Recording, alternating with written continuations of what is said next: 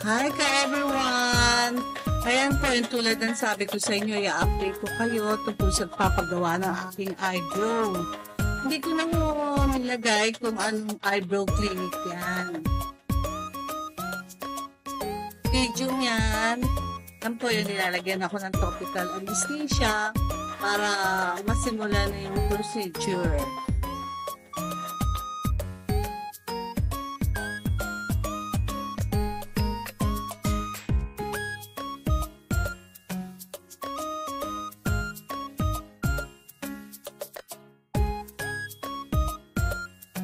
To everyone, ayan, yung eyebrow clinic, meron katabing dental clinic, meron silang baby dog.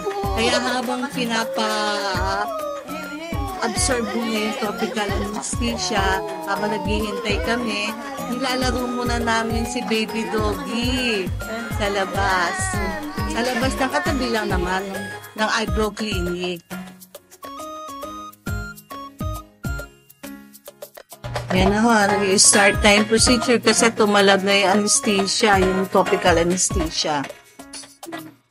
Sa totoo lang, ayaw nilang ipa-video.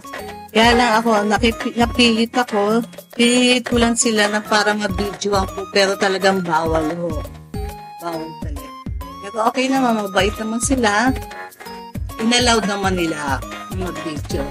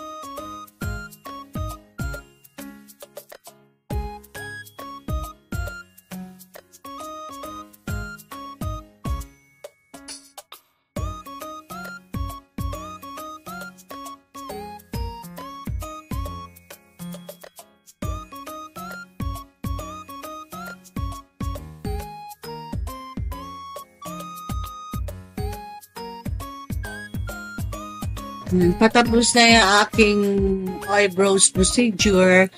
Bali, inaayos na ng konti.